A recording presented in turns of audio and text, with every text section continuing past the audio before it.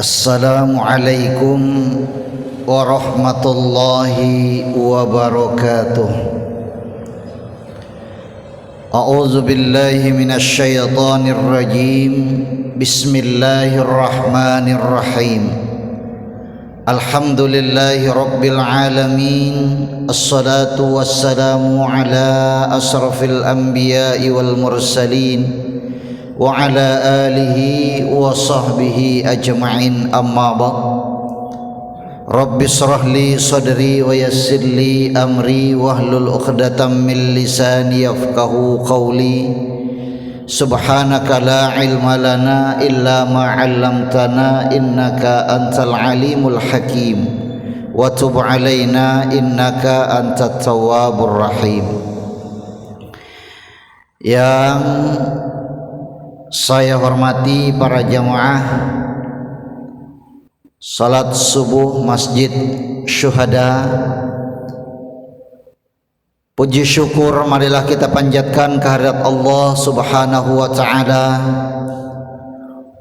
Wabil khusus dalam kesempatan subuh hari ini kita bersama-sama dapat berkumpul dan berhadir di masjid ini dalam rangka bersama-sama kita melaksanakan salat fardu subuh secara berjamaah.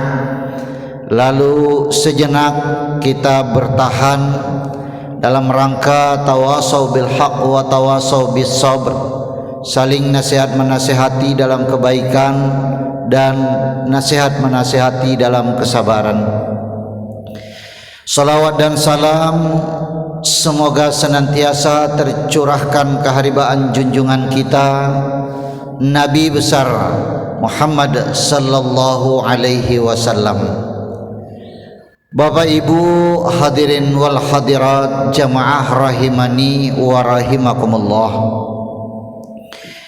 Saat ini kita kembali berada di bulan Muharram, persisnya di tahun 1445 Hijriah, yang itu berarti bahwa kita pada saat ini kembali berada di tahun baru Islam 1445 Hijriah. Makna dari hijrah itu adalah perubahan. Makna dari hijrah itu adalah beralih, meninggalkan sesuatu yang kurang kondusif, yang kurang baik, yang kurang relevan, menuju kepada sesuatu yang kondisinya lebih baik. Jadi dalam hijrah itu ada semangat yang luar biasa, yang sejatinya itu terpatri pada saat kita berada di tahun baru dalam hati sanubari kita, dan ini menjadi modal dalam kita menjalani hidup dan kehidupan kita. Bapak Ibu hadirin wal hadirat rahimani wa rahimakumullah. Makanya ketika penentuan kalender Islam itu para sahabat berbeda pendapat. Pada saat itu umat Islam sudah mulai maju, administrasi sudah mulai berjalan baik. Salah satunya kendala yang ditemukan adalah ketika surat menyurat. Sulit untuk menentukan tanggal berapa surat ini dibuat, tanggal berapa surat ini dikirim, tanggal berapa surat ini diterima. Susah. Sementara administrasi sudah mulai jalan pada saat itu. Nah, maka muncul inisiatif, wah sepertinya kita ini perlu ada penetapan kalender yang memang itu mengacu pada perhitungan kalender Islam. Nah, maka para sahabat pun kemudian mengadakan rapat. Kalau begitu, dari mana titik awal, titik setar perhitungan kalender Islam ini dari mana? Macam-macam lah pendapat yang muncul pada saat itu.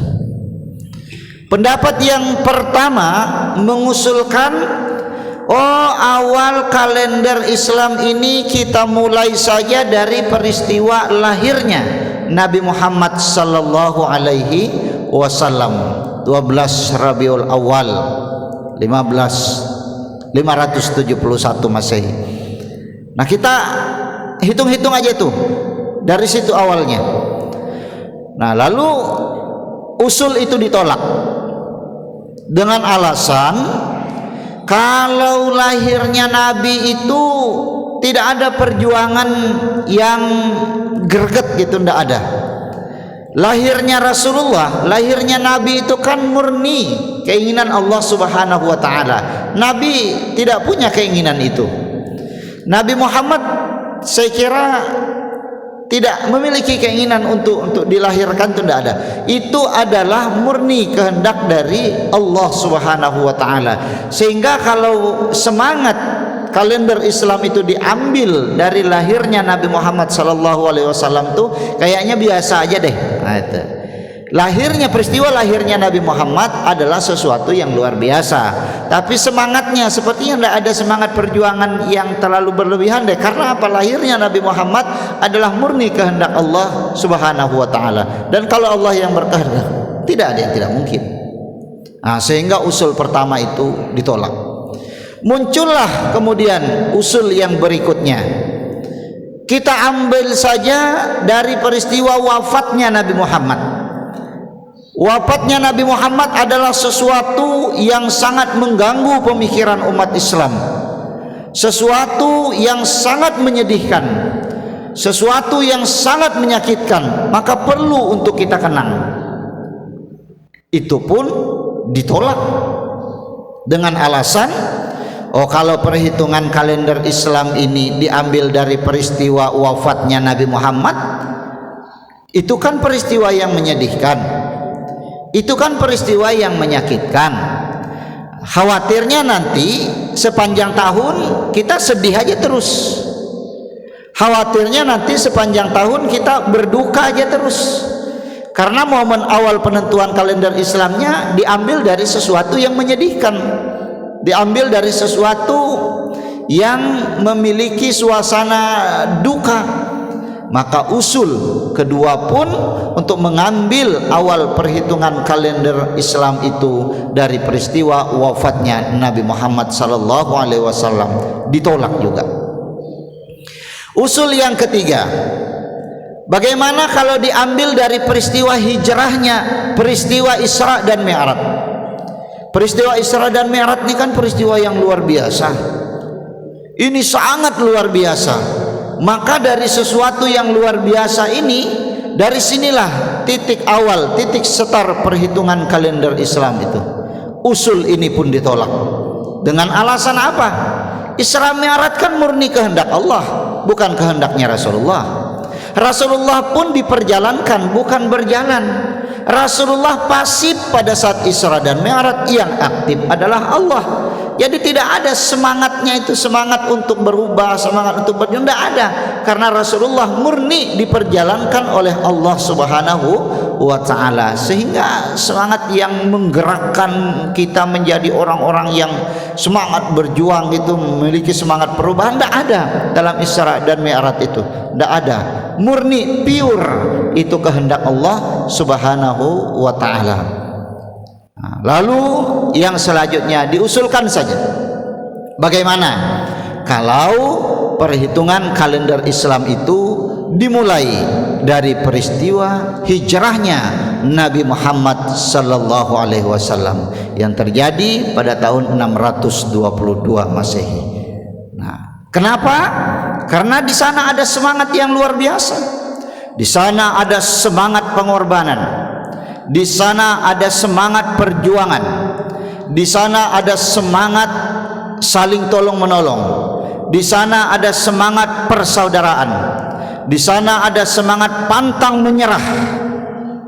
Ada sebuah tulisan yang ditulis oleh pimpinan wilayah Muhammadiyah Yogyakarta, Dr. Muhammad Ikhwan Ahada.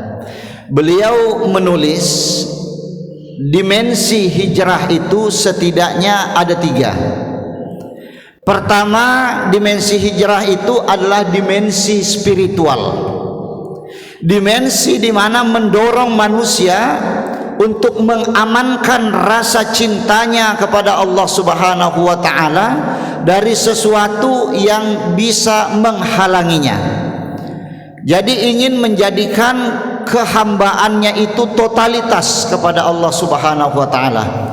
Dia tidak ingin akidahnya, imannya, ibadahnya terganggu oleh sesuatu yang dapat menghalanginya dalam rangka pengabdiannya kepada Allah. Inilah yang kemudian menyebabkan kenapa Nabi Muhammad mencari tempat yang aman. Hijrah pertama Nabi berangkat ke Habasyah atau Ethiopia. Di sana tidak maksimal. Kembali Nabi Muhammad melakukan hijrah lagi berikutnya ke Taif. Wah, penolakan yang luar biasa. Sampai-sampai Rasulullah itu dilempari dengan kotoran. Lalu kemudian yang ketiga, Nabi hijrah ke Yasrib yang kita kenal dengan Madinah atas peran dari beberapa orang Ansor yang pada saat itu berbaiat kepada Nabi Muhammad sallallahu alaihi wasallam yang siap memberikan perlindungan kepada Rasulullah jika Rasulullah ingin berangkat hijrah ke Yasrib. Nah, inilah kemudian cikal bakal Nabi Muhammad sallallahu alaihi wasallam hijrah ke Madinah. Jadi ada semangat spiritual yang sangat tinggi, ingin agar penghambaannya kepada Allah itu tidak terganggu, tidak terhalang-halangi. Nah, inilah yang menyebabkan kemudian Nabi Muhammad ingin berhijrah mencari tempat yang lebih baik untuk imannya, untuk akidahnya, untuk Islamnya. Ada semangat, ada dimensi spiritual di dalam hijrah. Yang kedua, kata beliau, ada dimensi psikologis. Kita bayangkan orang-orang pada saat itu yang berhijrah itu adalah orang-orang yang psikologisnya matang. Bagaimana tidak?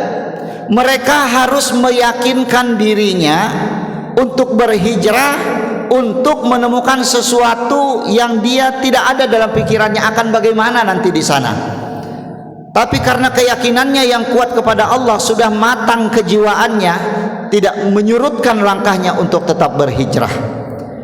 Matang jiwanya untuk meninggalkan sesuatu yang sudah mapan di Makkah, baik sosialnya, baik finansialnya, semuanya sudah matang di Makkah, tapi itu ditinggalkan untuk sesuatu yang lebih nanti bisa mendekatkan diri kepada Allah.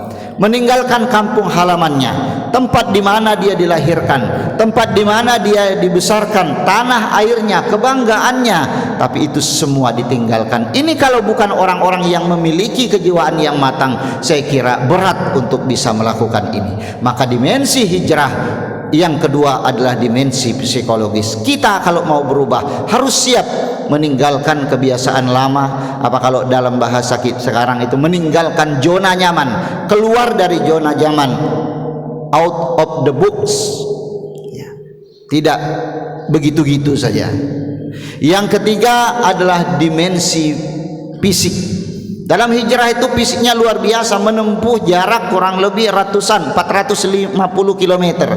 Itu pun dilakukan bukan dengan santai, tapi di bawah tekanan kaum kafir Quraisy pada saat itu. Perjalanan betul-betul melelahkan fisik, melelahkan mental.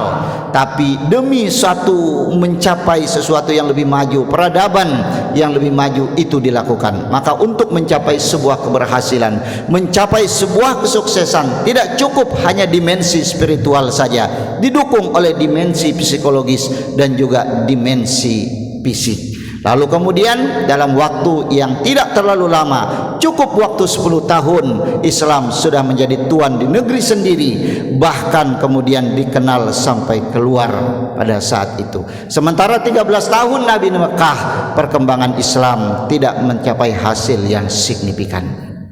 Nah, jamaah rahimani wa rahimakumullah, maka semangat hijrah adalah semangat perubahan.